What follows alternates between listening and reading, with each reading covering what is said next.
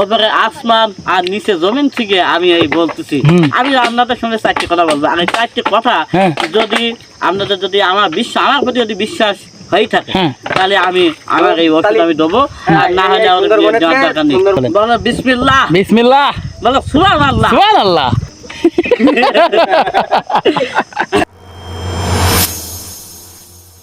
আসসালামু আলাইকুম গাইস, আমিও আল্লাহর রহমতে ভালো আছি।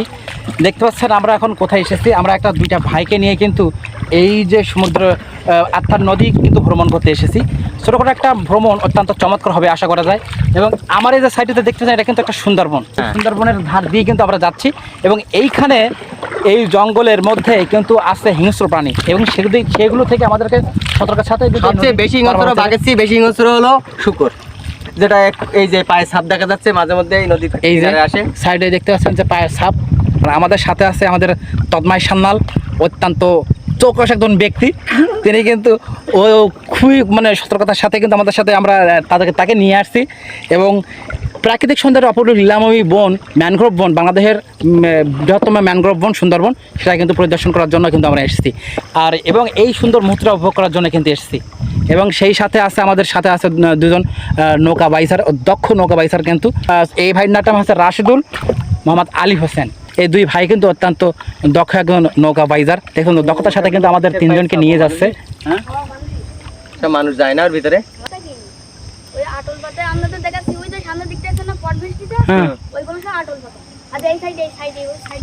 হ্যাঁ ওই দেখা যাচ্ছে।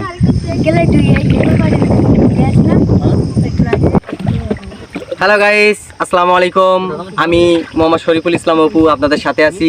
পৃথিবীর সপ্তম আশ্চর্যের একটা অংশবিশেষ, সেটা হলো পৃথিবীর সবচেয়ে বড় ম্যানগ্রোভ বন সুন্দরবন। সেই সুন্দরবনের পাশ থেকে আপনাদের সাথে লাইভে সরাসরি যুক্ত আছি।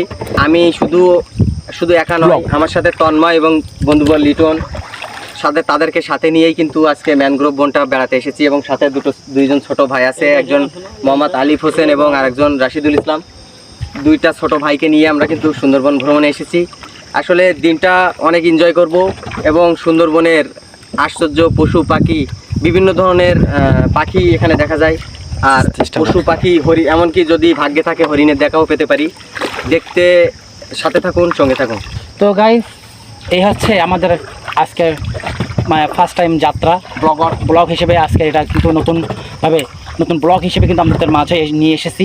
তোমার এগুই দিচ্ছিলাম।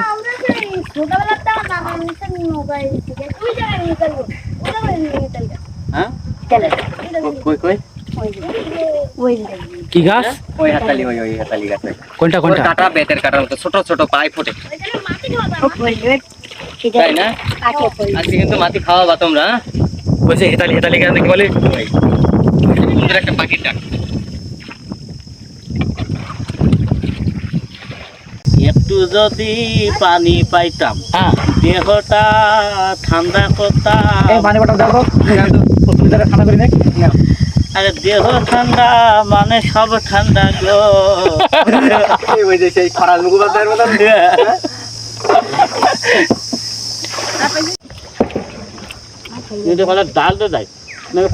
গো। আমরা কিন্তু নদী ভ্রমণে এসে এবং সুন্দরবন প্রাকৃতিক সুন্দরবন দেখতে গেছে কিন্তু আমরা এই হালকা নাস্তা পানি করতেছি, যেটা আমাদের স্বাস্থ্যের পক্ষে এনার্জি যোগাবে। রুটিটা খুবই শুকনো, কোনো ক্রিম, কোনো এক্সট্রা কোনো মশলা এর ভিতরে মিশানো নেই, যে কারণে একেবারে সাদামাটা হয়ে গেছে। তো যাই হোক, নদীর পানি মানে প্রকৃতির দান, আর প্রকৃতির দান মানে তো উপরালার সৃষ্টি, তাই একটু ভিজে নিয়ে খাচ্ছে। ওপরে আসমান আর নিচে জমিন থেকে আমি এই বলতেছি। আমি আপনাদের সঙ্গে চারটি কথা বলবো। আর এই চারটি কথা যদি আপনাদের যদি আমার প্রতি যদি বিশ্বাস হয়ে থাকে তাহলে আমি আমার এই ওষুধ আমি দেবো, আর না হলে আমার দেওয়ার দরকার নেই।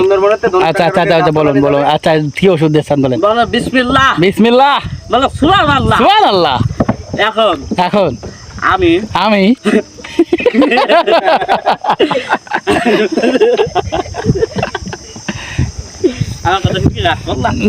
না রাগ করবো কেন? রাগ করার তো কোনো কথাই প্রশ্নই ওঠে না। এখন এই যে এখন বর্তমান দিকের মেয়েরা এরা শাশুড়ির মানে না, এটা ঠিক না বেঠিক? ঠিক এরা শাশুড়ির দাম দেয় না, এটা ঠিক না বেঠিক? এটাও ঠিক। এখন এত শাশুড়িতে কি মন খারাপ হয় না? হয় না? খারাপ হয় তো, তাহলে আমার কথা কিন্তু রাগ করতো। রাগ কত কোনো প্রশ্নই ওঠে না। বলো বিসমিল্লাহ, বিসমিল্লাহ, বলো সুবহানাল্লাহ। সুবহানাল্লাহ। গাইস দেখেন এই যে ছোট ছোট কাঁকড়া দেখতে পাচ্ছেন। আরে শুলো দেখা, এগুলো হচ্ছে কেওড়া রে বলে, কি বলে জানা বলে না যে বাপ সোহেল। ধরা কিন্তু 16 বন্ধ টান